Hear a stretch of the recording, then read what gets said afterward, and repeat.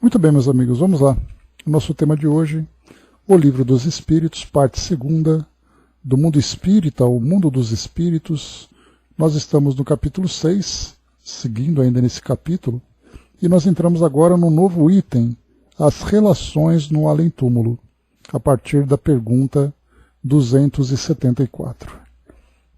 Bom, quando nós estudamos o Livro dos Espíritos, é muito importante que nós contextualizemos as questões que Kardec elaborava para compor esse livro tão importante para nós. Bom trabalho, Eva. Isso porque muitas perguntas, e aí, claro, nós vamos entrar no campo da dedução, entrar no campo das nossas reflexões, porque, no campo das nossas especulações, ou melhor, isso porque quando Kardec elaborou esse livro, ele se encontrava num ambiente em que a visão do mundo espiritual ela era extremamente limitada pelos dogmas das religiões dominantes. Então, dentro da visão católica, da visão protestante da época, da visão islâmica na região do Oriente Médio, na região hinduísta da Ásia, enfim, da judaica ali também na região do Oriente Médio também presente. Então, o que se falava sobre o mundo espiritual? Nós tínhamos, dentro dos dogmas dessas filosofias, o céu, o inferno e o purgatório, e os indivíduos que, ao morrerem, porque a ideia era a ideia da morte, e não há nada de errado nisso, só para a gente lembrar, se um espírita por acaso disser que alguém morreu, não fiquemos espantados com isso, porque o sentido da morte, naturalmente, é a libertação do espírito.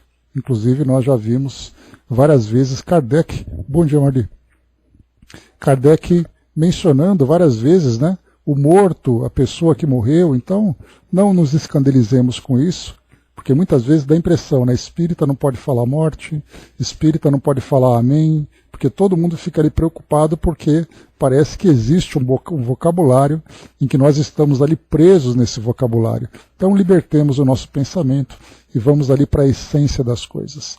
Como Kardec sempre lembra, né, não nos preocupemos com a forma, nos preocupemos com o fundo. Enfim, voltando, fechando esse parênteses, então, a ideia da morte era o indivíduo vai para algum lugar no mundo espiritual e ali ele encontra o seu destino, que pode ser um destino definitivo. O céu, definitivamente, o inferno, definitivamente. Ele adormece até o juízo final, ou ele fica no purgatório aguardando esse juízo final para definir o seu destino. Mas algo muito curioso que nós não vemos nesses conteúdos filosóficos dessas religiões muito bem, eu morro e vou para o mundo espiritual. Com quem eu encontro? Será que alguém que me antecedeu estará esperando por mim? Será que eu vou reencontrar um ente querido? Foi esse então, Brás, que você colocou, esse divisor de águas, quando Kardec dizia, especialmente no aspecto consolador da doutrina, é que aquele ente querido que desencarnou, aquele ente querido que morreu, ele estará te aguardando. Portanto, não é uma separação definitiva. Ele apenas antecipou, ou melhor, foi antes de você, não antecipou, né? Porque antecipação significa que você foi antes da hora.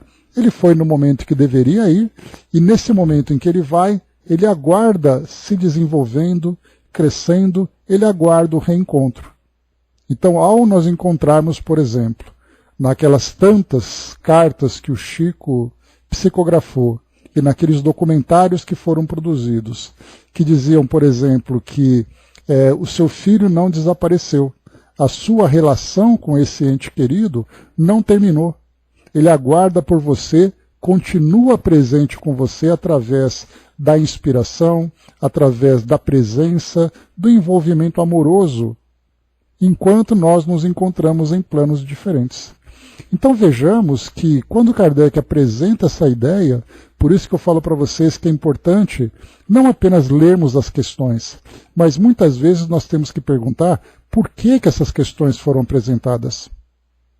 Por que Kardec elaborou uma questão como essa? Então, ao desvendarmos o mundo espiritual e começarmos a perceber, peraí, muito bem, nós então desencarnamos, nós nos libertamos do mundo físico, vamos para o mundo espiritual. O que acontece depois? E ele começa então a apresentar para nós uma dinâmica completamente diferente dessa dinâmica que é apresentada, ou dessas dinâmicas que são apresentadas por essas diversas filosofias. E ele fala, os espíritos se unem por afinidade, os espíritos se reúnem, os espíritos se desenvolvem, trabalham, se perseguem, porque as relações se dão de acordo com as afinidades que são estabelecidas. Afinidades, simpatias, antipatias. Então, na verdade, você muda de dimensão, mas não se muda a relação. Só que no mundo espiritual, nós vamos encontrar a realidade de cada um de nós. Diferentemente das ilusões que nós criamos aqui no mundo físico, de acordo com posição social, de acordo com influência de poder, de acordo com o reconhecimento que se tem. No mundo espiritual, nós somos o que somos, e essas relações continuam como aqui, só que lá as relações são verdadeiras. Onde nós não encontramos a hipocrisia, não encontramos a falsidade, nós vamos encontrar o amor verdadeiro entre os indivíduos, o espírito de fraternidade e solidariedade entre aqueles espíritos que desejam se desenvolver, as perseguições que nós vamos alcançar dos processos obsessivos, das submissões, da agressividade mental e moral que nós vamos encontrar. Então, tudo aquilo que hoje nós encontramos, por exemplo, nos livros que nós estudamos de André Luiz, nos livros de Filomeno de Miranda, que são livros, são orientações e instruções romanceadas, contando para nós histórias em que os espíritos estão vivendo determinadas experiências, nós vemos que são relações semelhantes às nossas aqui. Eu diria até muito semelhantes, mas não exatas, exatamente porque enquanto aqui no mundo físico as máscaras sociais fazem com que o indivíduo dissimule a sua realidade, no mundo espiritual todas as máscaras caem. E a nudez moral vai se mostrar para que o indivíduo realmente apresente o seu caráter, as suas tendências e até mesmo os seus pensamentos são revelados. Por isso, então, nós vemos o impacto que essa orientação, que esse capítulo que trata das relações no além-túmulo, provocou naquela época e continua provocando agora. Porque nós lembramos que, da mesma forma que no cristianismo, quando Jesus trouxe a sua mensagem e ela foi sendo organizada, foi se desenvolvendo e tudo mais, já há quase 2000 anos, e até hoje nós temos grupos que não conhecem ou apenas conhecem na teoria a doutrina espírita com os seus 160 e poucos anos, trouxe essa visão. Mas nós podemos perguntar pelo mundo afora, você conhece alguma coisa do mundo espiritual fora daquilo que os dogmas da sua religião apresentou? E nós vamos perceber que o mundo espiritual ainda é um grande mistério. Envolto em fantasias que muitas vezes aterrorizam as pessoas, outras vezes consolam, outras vezes até iludem, imaginando um mundo fantástico saindo da realidade de cada um de nós, de todos nós. Por isso, então, esse capítulo, que esse item que trata das relações de além-túmulo, vai então descortinar o mundo espiritual, e é claro que nós vamos ali compreender a sua dinâmica com muita limitação, porque nós estamos vendo o mundo espiritual a partir da nossa visão terrena. E é claro que é inevitável que nós façamos uma comparação do modo como nós vivemos aqui, imaginando que é um modo muito parecido como os espíritos vivem lá. Só que lá é uma outra situação. Então, o que nós vamos entender é, os espíritos se relacionam, existe ali uma autoridade moral, existe semelhanças, simpatias e antipatias. Então, esses elementos básicos acontecem da mesma forma que nós temos aqui. Só que essa realidade moral que todos nós temos faz com que essas relações sejam muito mais profundas e muito mais intensas do que acontece aqui no mundo material. Então é esse contexto que eu queria trazer inicialmente, para percebermos que quando nós lemos esses livros, a partir de tudo aquilo que nós já estudamos, de todos os livros, de todas as mensagens, de todas as histórias que nós conhecemos, parece que é uma leitura tranquila, porque na verdade é apenas uma confirmação daquilo que nós lemos antes. Porém, quando alguém lê isso pela primeira vez, vai exatamente ali vai de encontro a tudo aquilo que ele acreditava até então. E aí ele tem duas opções. Ou eu acredito que eu vou me encontrar com um ente querido, e que esse ente querido me influencia a partir do mundo espiritual, ou eu vou negar tudo isso e vou acreditar que o meu destino está selado para o céu ou para o inferno, de acordo com o padrão dos dogmas dessas filosofias. Então nós vemos ainda que o mundo espiritual realmente ele é um mistério. E cada filosofia, cada indivíduo, podemos dizer melhor, ele vai interpretar o mundo espiritual a partir da sua visão. Sendo que aqui nós temos que os próprios espíritos vieram dizer como essas relações vão acontecer. Como elas acontecem. Claro, mais uma vez, dentro de todas essas limitações que nós aqui não podemos compreender, não podemos ir além. Porque para isso nós precisaríamos viver essa experiência. Certamente já o vivemos. Mas hoje aqui encarnados, a nossa mente se encontra limitada a essa realidade material que nós estamos vivendo. E intelectualmente, pelo menos para a grande maioria de nós, exceto aqueles que têm vivências, experiências espirituais, desdobramentos, mediunidade e outras situações em que percebem essa relação. Mas para a grande maioria de nós que tem essa percepção limitada, o mundo espiritual ele é apenas um elemento de fé. O mundo espiritual existe porque eu acredito que seja assim. Mas ele é de fato assim? Por isso, então, enquanto ele for um elemento de fé, nós criaremos ali a imagem desse mundo que nós gostaríamos que fosse. Quando nós passamos a estudar e utilizamos, sim, a nossa fé, mas uma fé raciocinada, nós passamos a entender de um modo diferente. Cleusa colocou para nós, então os espíritos assumem aspectos de lobo, por exemplo, por causa do sentimento que predomina nele. No caso aqui, Cleusa, essas deformações que os espíritos sofrem perispiritualmente, elas podem acontecer de duas formas. Pela forma que o espírito, então, ele introspecta determinado sentimento, determinada imagem, e ele acaba assumindo isso, ou ele sofre a influência, como nós já vimos, em várias situações de hipnose, em que ele acaba sendo ali induzido a pensar daquela forma. Então essas perseguições que vão acontecendo provocam essas modificações, essas alterações, que podem ser, nesse caso, positivas e negativas. Positivas, quando o espírito sai de uma deformação e passa a encontrar ali a sua saúde mental, que se reflete na sua saúde perispiritual, ou ele pode sofrer uma deformação a partir dessa influência negativa que ele acaba recebendo. Né? Pois é, então, da mesma forma que nós, quando nós desencarnamos com a nossa mente condicionada na nossa característica física, na nossa aparência, nas nossas deformações, nas doenças que nos afetam, e nós levamos essa imagem que eu sou uma pessoa doente, e isso pertence a mim, isso faz parte de mim.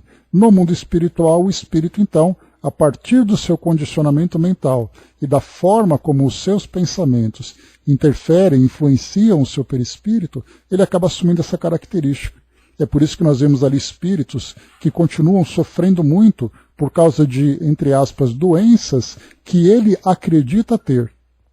assim como deformações. Então nós vamos ver limitações físicas, características físicas, doenças, porque ele cria essa realidade. Se ele é capaz de fazer isso, ele também consegue transformar a sua própria aparência de acordo com aquilo que ele pensa. Por isso que nós vemos, né, por exemplo, no livro O Sexo e Obsessão, Filomeno de Miranda tem trazido para nós as tantas deformações devido ao desequilíbrio sexual, das energias sexuais que esses espíritos vivenciam, fazendo com que isso interfira no seu perispírito, trazendo essas tristes deformações que ele descreve para nós. Os nossos amigos ali atentos, né, do mundo espiritual trazem para nós aqui, muito obrigado pela participação, a morte, a certeza de que seu corpo carnal foi reduzido ao pó e esse pó que modificado aduba a terra que tu ajudou a manter vivo. E no seu corpo espiritual retornou ao campo das melhores flores e os singelos e belos jardins que, perfumados, alçarão a ti no seu desencarne.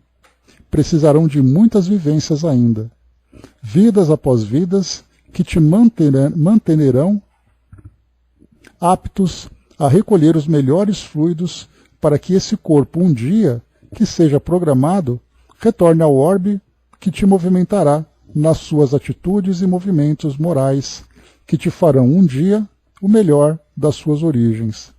Essas que a cada dia, a cada vida pretérita, tu será em corpo de carne, novamente aquele que quis e vai melhorar sempre, e aquele espírito mais livre e sedento de boa nova para que a sua evolução acompanhe diretamente tudo que um dia você, sem saber, irá vencer. Vencer na tua trajetória de vida plena. Vive uma vida de cada vez sem sofrer, pois a vida é linda e precisa ser feliz. Né? Muito obrigado sempre pela presença e pelo incentivo aqui para todos nós. Então, quando nós percebemos essa realidade da morte para todos nós, quantas e quantas interpretações nós fazemos e como isso nos limita no nosso entendimento e na nossa evolução.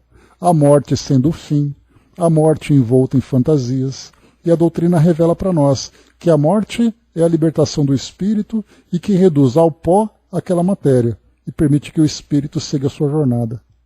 E aproveitando bem essa jornada, nessas idas e vindas entre mundo físico e mundo espiritual, o aperfeiçoamento é constante e ele é certo também. Né? Então, muito obrigado. A Cleusa colocou, né, porque o que você falou me faz pensar que, como não escondo os sentimentos, eles assumem ao aspecto dele. Na realidade, eu entendo que, pelo pensamento, o espírito modifica seu aspecto, mas, pelo que você disse, me pareceu que o sentimento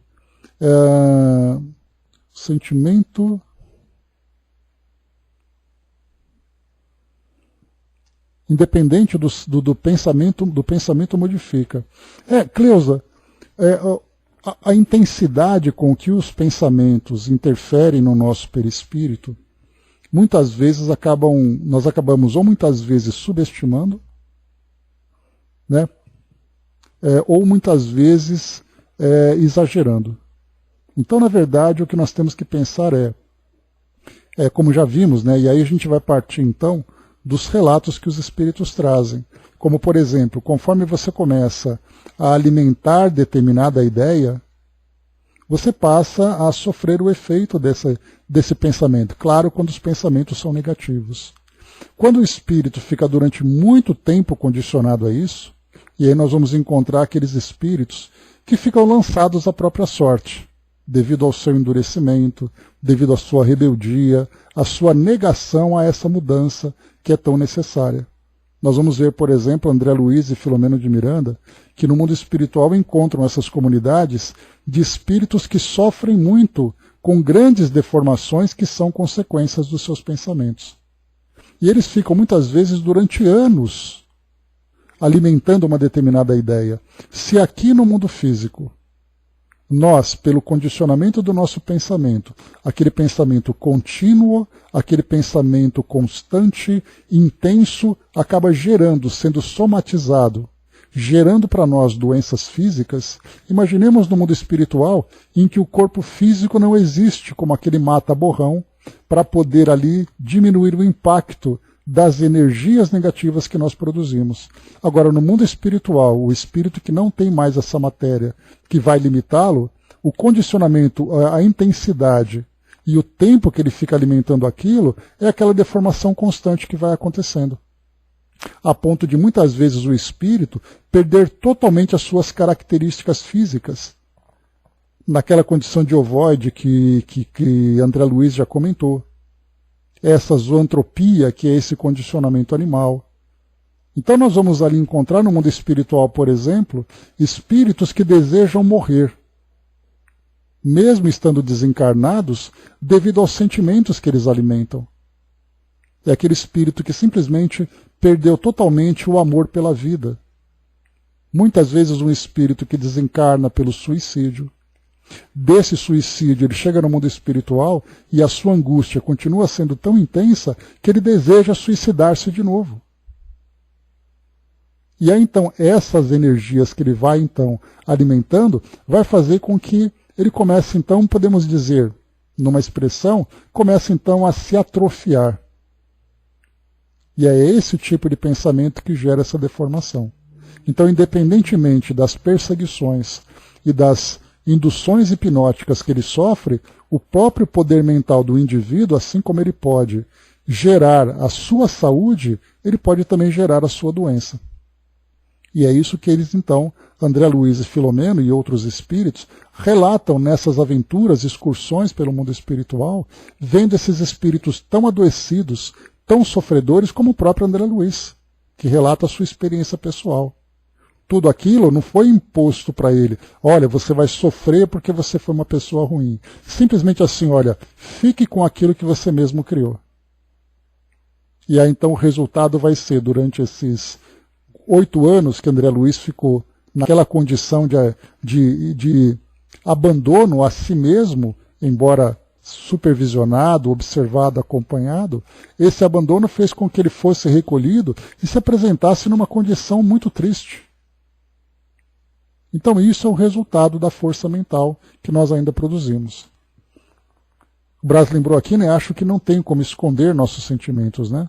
Escondemos aqui, mas somos lidos por alguém do outro lado. Até porque, né, Braz, o pensamento gera energia.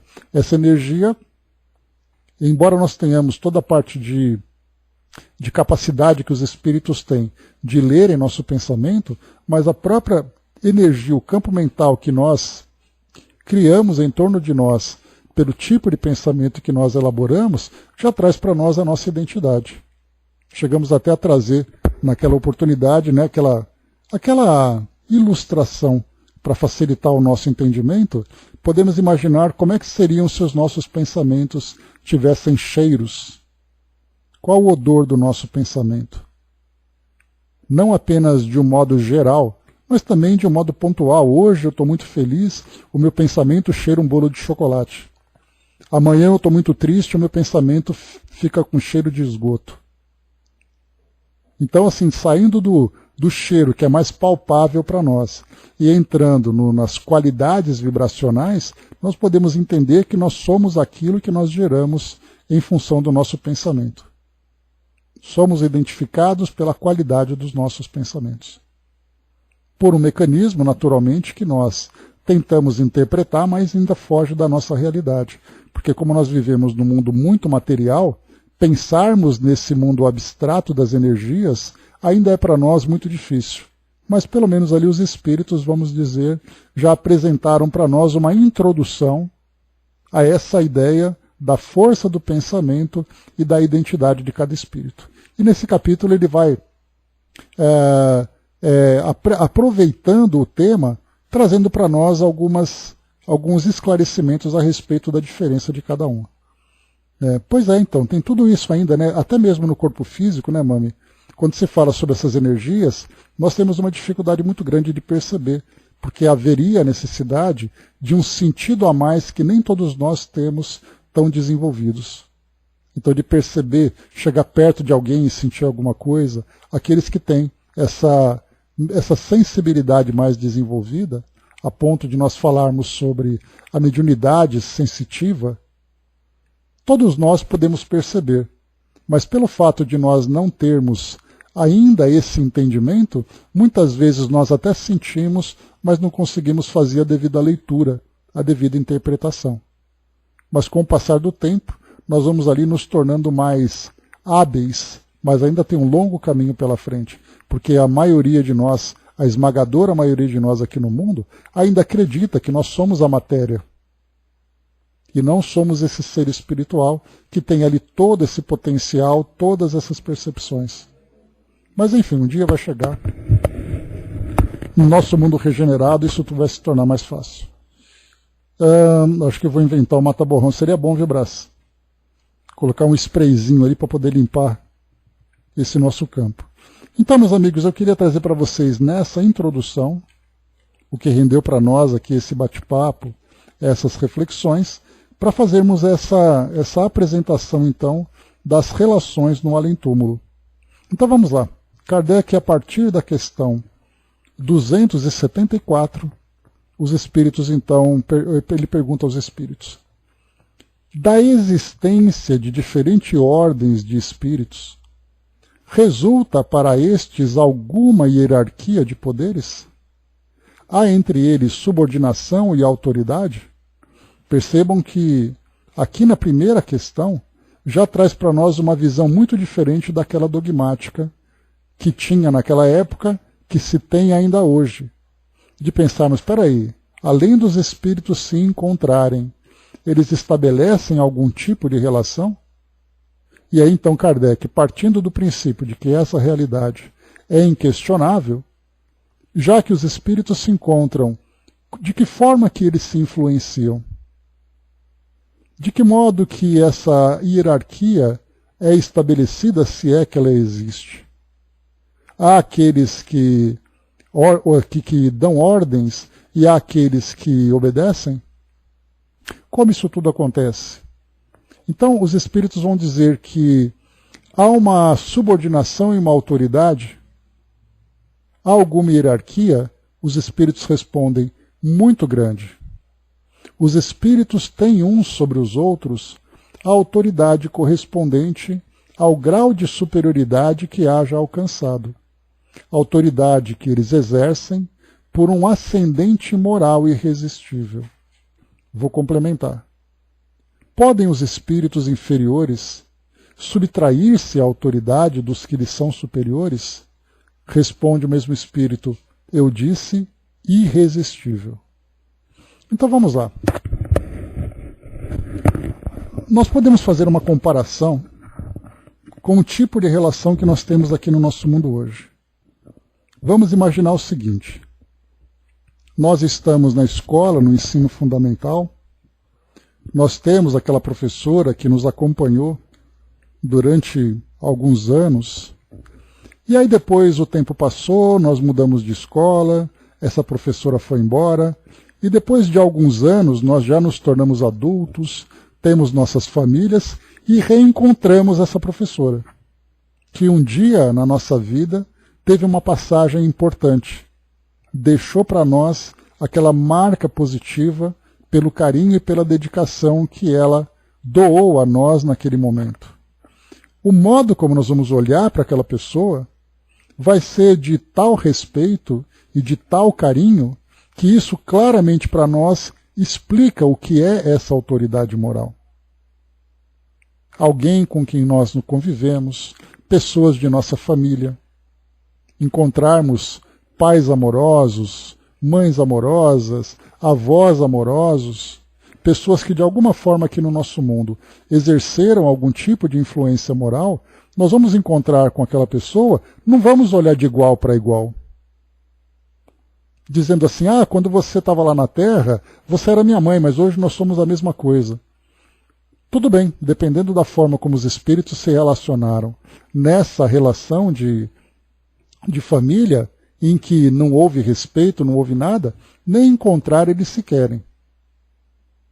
Agora, quando existe uma relação de carinho, é muito interessante a gente perceber que aquela mãe continua sendo a mãe no mundo espiritual. Aquela avó continua sendo a avó no mundo espiritual.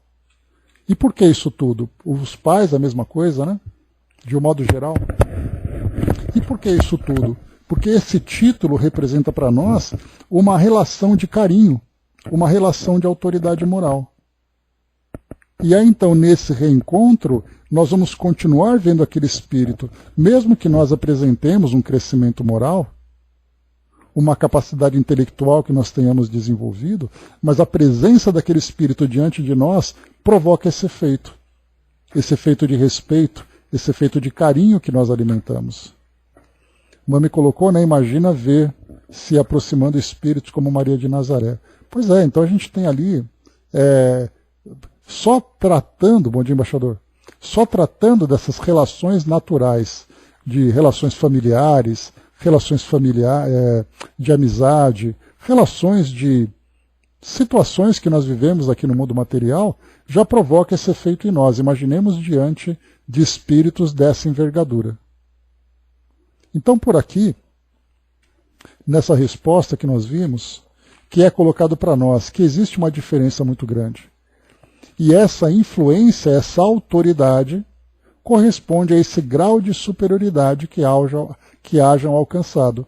Então, essa ideia que nós trazemos das relações pessoais que nós temos aqui, relações que continuam no plano espiritual e provocam sobre nós esse efeito de superioridade pelo carinho, pela sabedoria, pelo amor que nós nutrimos uns pelos outros, diante de outros espíritos que demonstram pelas suas características vibracionais, pelas suas características perispirituais e pelo conhecimento que ele demonstra para todos nós, exerce então essa superioridade moral.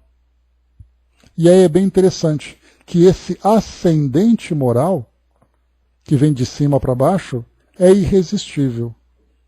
E aí nós vamos pensar, bom, se nós lemos tanto, né, que tem espíritos que são rebeldes, espíritos que não têm respeito, etc., etc., podem os espíritos inferiores subtrair-se a essa autoridade? Aí eles reforçam, eu disse irresistível. Ou seja, o espírito pode até sair xingando, blasfemando, reclamando e coisa e tal, mas não é a questão do xingar e reclamar. É o fato dele sair da presença daquele espírito porque ele percebe a sua superioridade. Não quer dizer que ele vai se submeter naquele momento, mas ele certamente não consegue resistir àquilo que o espírito apresenta. E é por isso que nós vemos também, nessas descrições que nós vemos nesses romances, esses mentores, que pela sabedoria, pelas características que eles mostram, já determina a sua superioridade e, consequentemente, o respeito a esses espíritos. Vamos para Miramês, porque é bem interessante a gente acompanhar, mais uma vez, como eu sempre digo, eu gosto bastante, para esses temas que tratam da descrição do mundo espiritual, é muito importante que nós leiamos aquilo que os espíritos têm a dizer. Então, além das próprias respostas que eles dão, Miramês, sendo para nós esse querido instrutor, vale muito a pena nós acompanharmos também aquilo que ele tem para nos descrever, aquilo que ele tem para nos apresentar. Então ele diz assim, o título é Relações entre Espíritos. Como há diferentes ordens de espíritos, essa escala é obedecida, considerando-se a autoridade moral dos espíritos superiores sobre aqueles que se encontram na retaguarda. O espírito que responde à pergunta localizada nesse capítulo fala que essa autoridade dos espíritos superiores sobre os inferiores é irresistível. Somente isso basta para compreendermos as leis espirituais que comandam uma vida de exemplos enobrecidos. O grau de superioridade de uma entidade espiritual faz com que ela irradie em todas as direções uma força que sai da sua própria vida, a refletir nas vidas que a cercam. Negar esse comando é iludir a si mesmo. é qual a gravidade da Terra que exerce sua ação sobre as coisas materiais. Ninguém pode contrariar as leis de Deus. A escala dos espíritos é infinita, e uns exercem comando sobre os outros até chegar ao todo maior, comando central de toda a criação. Aqui só uma observação. O Miramês coloca para nós sobre essa escala é irresistível, ou melhor, essa escala é infinita. Quando ele fala infinita, nós entramos ali, fazemos uma comparação com aquilo que Kardec apresentou para nós. Quer dizer, se ela é infinita, por que nós temos aquelas categorias tão bem definidas por Kardec no Livro dos Espíritos? Isso porque Kardec ele procurou trazer de uma forma didática para o nosso entendimento. Então ele procurou separar determinados grupos para que nós possamos entender desde aquele espírito mais inferior até aquele espírito mais superior. Mas entre esses dois extremos, nós temos essa infinidade de graus em que cada espírito vai se apresentar de acordo com a sua evolução. Então, só para lembrarmos isso, por isso que Miramês chama atenção para essa escala infinita. E ele continua: convidamos a todos para estudarmos juntos as leis do Senhor, computando experiências e guardando valores para a devida conscientização. Nós temos de chegar na condição do todo menor, que é o espírito, porém conscientemente e por esforço próprio. Se a sabedoria é um atributo do Pai Celestial, somos herdeiros do Senhor e temos o direito de saber aquilo que nos convém pelas bênçãos do Todo-Poderoso. Lembremo-nos de que Jesus é o nosso Mestre, que está sempre a nos instruir por intermédio das anotações dos seus discípulos. O espírito inferior respeita sempre o superior, mesmo em se tratando de almas encarnadas. Temos os muitos exemplos do que falamos, onde Jesus chegava, alguns dos seus contraditores, mesmo não concordando com as suas palavras, respeitavam-nas e no íntimo ficavam fascinados por ele. Era a autoridade moral do Mestre. Assim aconteceu com Buda, Francisco de Assis e tantos outros espíritos superiores enviados por Jesus à Terra. O inferior usa a violência por lhe faltar a força moral. O futuro irá nos mostrar essa verdade, pelos homens que governam as nações. Eles vão ser escolhidos pela força moral, e não porque falam bonito e usam a inteligência e as armas para pressionarem os mais fracos. O povo tem o governo que merece, se as coletividades pedem, pela vida que levam para ser dirigidas pela violência, a lei de justiça e afinidade lhes dá o que merecem. As sementes germinam pelos mesmos processos que foram gerados. Os inferiores não têm poderes para se subtraírem à força moral, porque ela vem de Deus, e é, como responde o próprio benfeitor espiritual ao codificador, irresistível. Aos leitores dessa obra, convidamos para se dirigirem aos que os cercam com essa força irresistível da moral, que os primeiros cristãos tinham com abundância por beberem em fonte inesgotável, o Cristo. Verificando-se os fatos da terra, pode-se observar que todos aqueles que queiram e tentam subornar as leis pagam caro. Os contraventores são respondidos sempre com duras provas. No entanto, o Cristo está crescendo por dentro e por fora dos corações, ganhando terreno e ampliando seu comando, de forma que o amor domine como lei em todas as nações e em todos os povos, daí resultando na felicidade de todas as criaturas.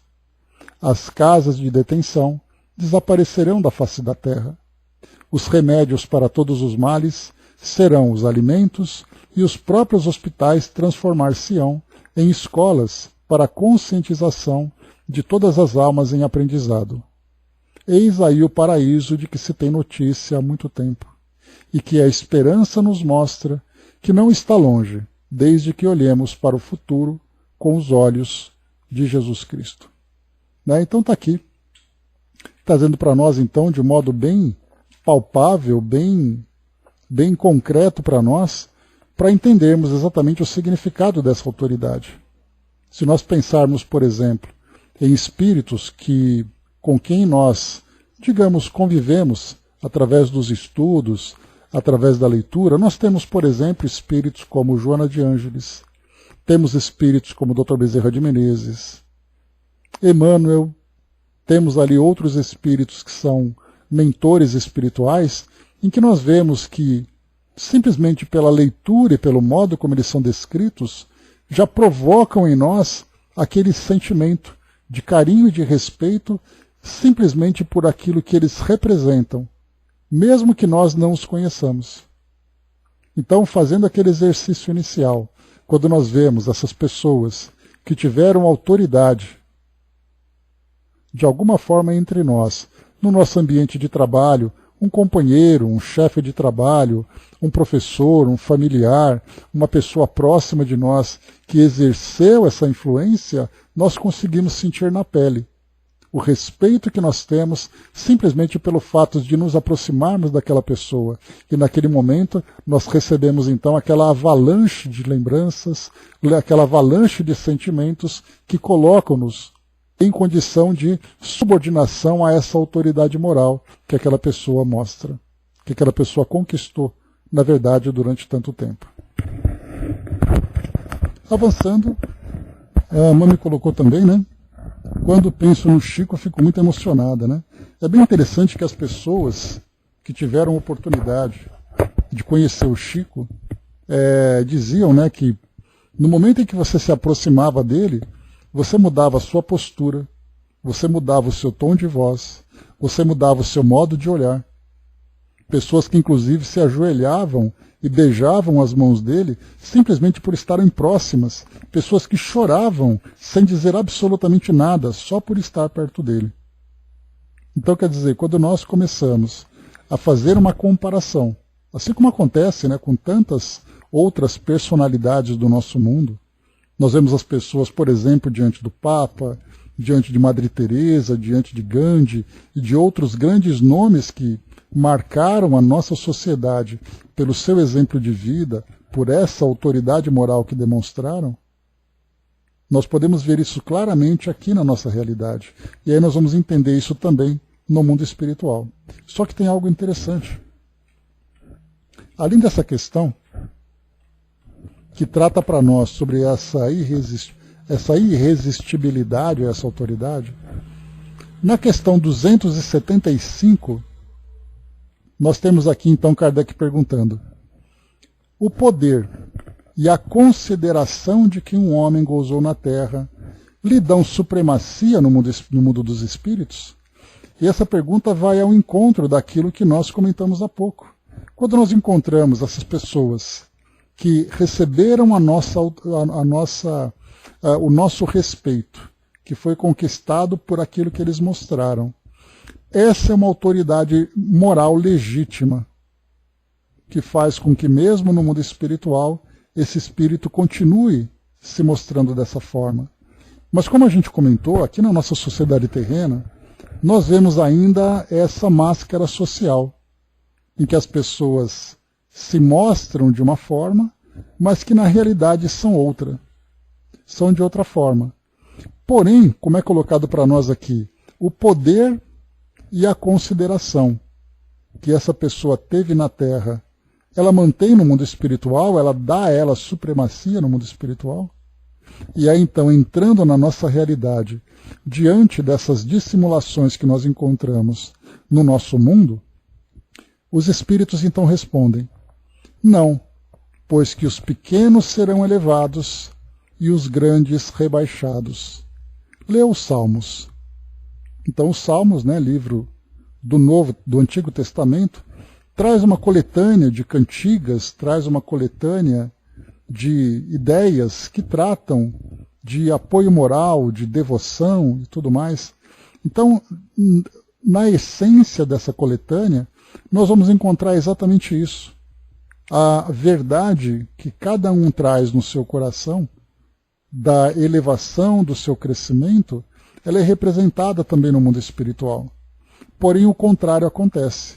Aquele que é grande aqui no nosso mundo, no mundo espiritual será rebaixado, porque essa grandeza que ele apresentou era uma grandeza baseada no egoísmo, na vaidade, no orgulho, em submeter o outro ao seu poder por aquilo que ele apresentava, pela posição que ele ocupava aqui no nosso mundo. E no mundo espiritual, toda essa posição e autoridade que ele tinha acaba exatamente se voltando contra ele. Porque essa autoridade moral que ele deveria ter, ele acaba simplesmente perdendo, aliás, nem perdendo porque ele não tinha, né? Mas essa posição que ele tinha acaba se perdendo porque no mundo espiritual, toda essa organização social que nós temos é uma organização social baseada nos interesses materiais e não nos interesses do espírito. E a gente vai lembrar sempre que a lei superior do mundo espiritual é a lei do amor. E a lei aqui do nosso mundo físico é a lei dos nossos interesses. Então, quando nós mudamos de um ambiente para outro, se nós temos essa autoridade moral, que é baseada no amor, ela permanece no mundo espiritual. Se nós temos uma autoridade baseada nos nossos interesses materiais, que são sustentados pelo nosso egoísmo, pela nossa vaidade, no mundo espiritual ela se perde. Por isso, então, os pequenos serão elevados, pequenos diante do mundo em que os interesses materiais predominam, mas grandes no mundo espiritual porque o amor prevalece. E o contrário também. Mas Kardec insiste. Como devemos entender essa elevação e esse rebaixamento? Não sabes que os espíritos são de diferentes ordens, conforme seus méritos? Pois bem, o maior da terra pode pertencer à última categoria entre os espíritos, ao passo que o seu servo pode estar na primeira. Compreendes isso? Não disse Jesus: aquele que se humilhar será exalçado, e aquele que se exalçar será humilhado? Eu pesquisei aqui para nós, só para lembrarmos, né? Essa é uma passagem. Deixa eu pegar aqui rapidinho. Eu pesquisei, porém me perdi aqui. Está aqui, ó. Essa é uma passagem do livro de Mateus, capítulo 23, versículo 12. Quem se exaltar ou exalçar, né, de acordo com a tradução, será humilhado, e quem se humilhar será exaltado. E aqui, na verdade, ele fala: se exaltar perante Deus, será humilhado. Se humilhar perante Deus, será exaltado. E agora, quando nós olhamos para as nossas relações, aquele que se acha importante se verá na sua real insignificância. E aquele que se anula diante do todo será exatamente reconhecido pela sua humildade.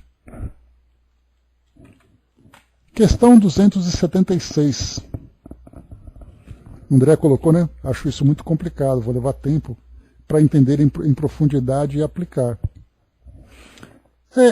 O que a gente vai pensar sempre, Andréia, porque quando a gente fala da nossa relação com Deus, é uma relação muito difícil para nós entendermos, pela própria dificuldade que nós temos de entender a natureza de Deus.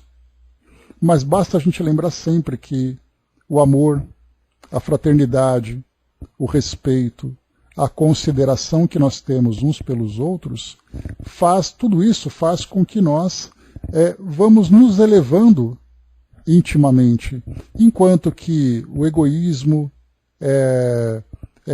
o orgulho, de eu me achar, por exemplo, mais importante do que o outro.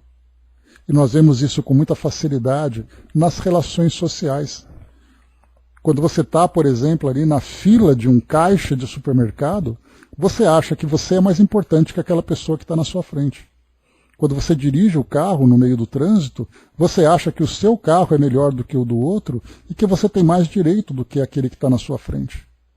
Então a gente vai percebendo que esses nossos comportamentos vão mostrando esse egoísmo que vai prevalecendo. Então não é a importância se meu carro é um carro super importado, de alto luxo, e que eu tenho uma posição importante dentro de uma empresa, que minha conta bancária é maravilhosa e que eu moro num lugar tal coisa, se naquele momento em que eu me deparo com outra pessoa, eu me coloco exatamente como uma pessoa egoísta, uma pessoa que traz essa maldade dentro de si.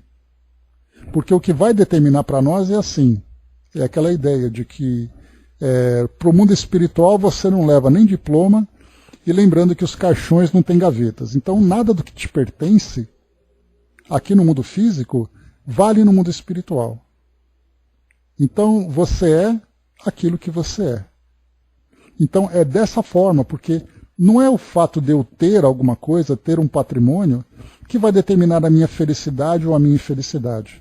É a forma como eu uso isso e a forma como eu me relaciono com as pessoas. Porque dá a impressão de que o paraíso está cheio de pobre, né? E que ser rico aqui no nosso mundo é uma desgraça. Na verdade, quando nós já falamos sobre isso, na verdade, quando nós temos esse patrimônio e nós gerimos esse patrimônio para o nosso bem verdadeiro, não para a satisfação dos nossos caprichos, mas para aproveitar essa oportunidade para o meu crescimento e auxiliar aqueles que precisam, eu faço bom uso e isso me torna uma pessoa boa. Então vamos pensar bem simples, ou você é uma pessoa boa ou você não é. Independente da posição que você tem aqui no mundo. Lembro da frase, né? Você sabe com quem você está falando? Aí lembro, que espírito é isso, né? Pois é. Então, assim, essa ideia que nós temos desse comportamento, nós vemos que é bem simples você entender. Você é uma pessoa do bem, que é uma expressão que a gente tem hoje, né? Ser uma pessoa do bem, o que que é? É claro que essa definição de ser uma pessoa do bem, ela ainda depende muito da nossa interpretação, porque nós não conseguimos ainda entender o bem verdadeiro. Nós temos esses modelos de virtudes, né, que existem aqui no nosso mundo, em que nós dizemos, né, olha, essa realmente é uma pessoa do bem. Mas aí nós colocamos na condição de adoração. Ela é muito bonita, eu vou construir um altar para ela, mas e eu sou uma pessoa do bem? Aí eu vou falar, claro que eu sou. Eu trato todo mundo bem na rua, e em casa eu sou um tirano. Eu sou uma pessoa muito bem com os meus amigos, e sou totalmente indiferente com quem eu não conheço. E muitas vezes até cruel com quem eu não gosto. Então a nossa interpretação do bem é assim, é claro que eu sou bom, e aí nós vamos encontrar uma coisa curiosa. Várias vezes nós vamos encontrar, mais uma vez, em André Luiz e Filomeno de Miranda, aqueles espíritos que querem debater com os espíritos superiores para justificarem que no mundo físico eles faziam coisas boas, mas aí eles são vistos como verdadeiros mendigos no mundo espiritual. Mas ele falava assim, mas eu fiz isso, poxa vida, eu cuidava de todo mundo, quer dizer, mas ele cuidava do jeito dele. Mas eu era uma pessoa boa, ele era bom do jeito dele. Então, conhecer a verdadeira bondade para nós é algo que depende muito disso que nós estamos fazendo, embora de um modo muito precário, que é estudarmos para conhecermos o que é uma virtude, conhecermos o que é uma imperfeição, fazermos uma leitura de nós mesmos para saber o que existe de bom e o que existe de ruim e trabalharmos pela nossa transformação moral. Então, quando nós começamos, de fato, a ter claro na nossa mente o que é ser uma pessoa boa, aí a gente vai conseguir definir qual é a distância em que nós nos encontramos daquilo que nós somos hoje e daquilo que nós queremos ser. E a partir do momento em que nós definimos essa distância, nós começamos então a fazer um planejamento de quais são as nossas ações que nós precisamos ali apresentar para de fato alcançar tudo isso. Porque não é querer ser uma pessoa boa, é tornar-se uma pessoa boa. Porque de boas intenções o inferno está cheio, né? Já vimos, inclusive, com Dona Ivone, num dos livros dela, religiosos que tentavam debater e justificar dizendo, mas eu rezava missa, eu fazia caridade, e ele se encontrava numa condição deplorável no mundo espiritual. Por isso que nós precisamos muito desenvolver a nossa capacidade intelectual. Não é somente ser uma pessoa boa, porque para ser uma pessoa boa, você tem que entender o que é a bondade. Para amar de fato, nós temos que entender o que é o amor. E para isso, a nossa inteligência é fundamental. Para que eu possa ver, para que eu possa entender, comparar, me autoconhecer, me autoanalisar. Porque do contrário, a gente vai ficar vivendo nessa ilusão.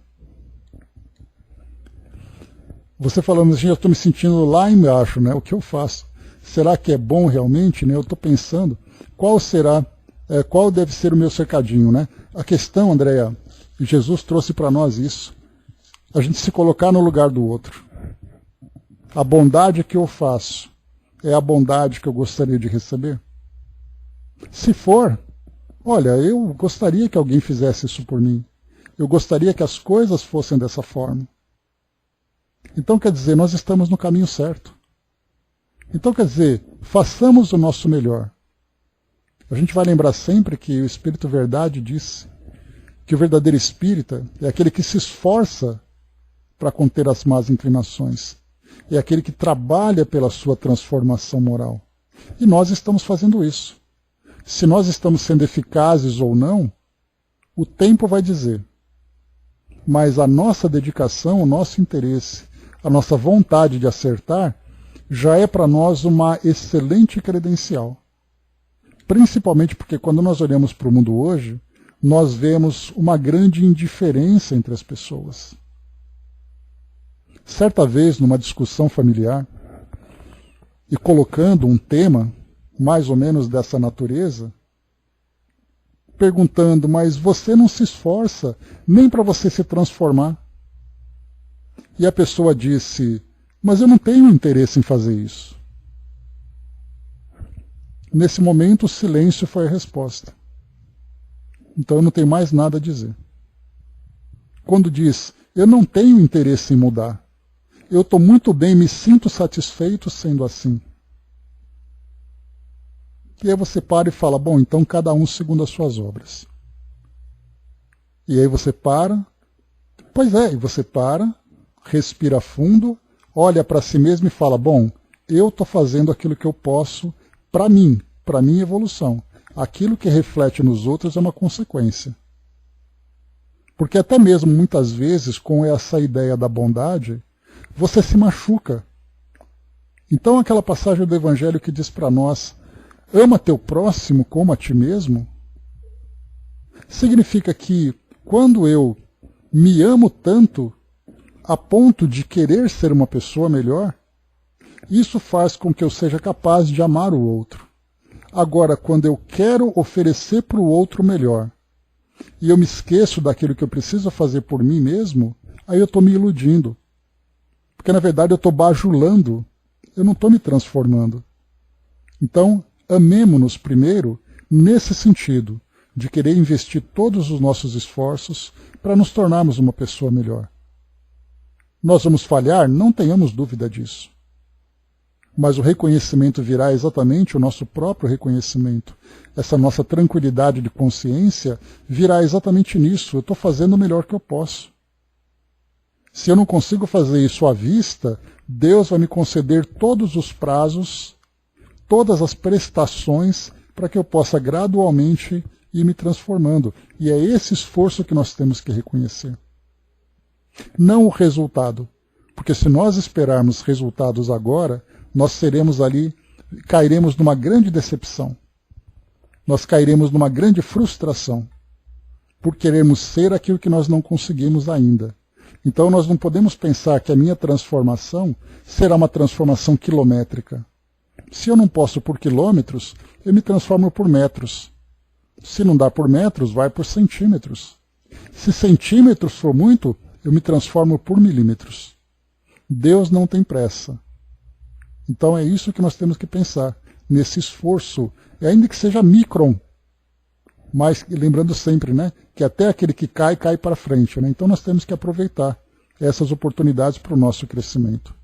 Então, essa consciência que nós temos de abraçarmos uma filosofia como essa, de fazermos diariamente essa revista da nossa consciência, dos nossos sentimentos, do nosso coração, isso vai nos dar essa vontade de querer ser cada vez melhor. Pensemos nisso. Então é isso, meus amigos. Encerrando por aqui o nosso estudo, paramos aqui então na questão 275, próxima questão, naturalmente, 276. Esperando aqui, né, que esse nosso bate-papo tenha sido proveitoso para nós, né? Então esse tema é muito interessante, apesar da gente ter trabalhado um pouquinho essas questões nossa agora, né, essas questões pessoais, essas nossas questões íntimas, mas isso vai refletir na nossa própria realidade, na nossa própria condição do mundo espiritual. Angelino trouxe para nós, né? Deus, em sua infinita sabedoria, achou por bem vos deixar algum tempo sobre o mundo material. E é porque a vossa sociedade até agora, o conhecimento tem como base cuidar do corpo, conhecer o exterior, não se conhecer como espírito, que continuará a existir, motivo pelo qual ainda não se conhece a verdade do mundo dos espíritos. Né? Obrigado, nosso amigo Custódio. Então é isso, né? A gente vê que o valor que nós damos para o mundo ainda é o valor do corpo, é o valor das conquistas, é o valor da posse, é o valor da posição. Quando nós nos valorizarmos como indivíduos e aproveitarmos todo esse exterior como instrumento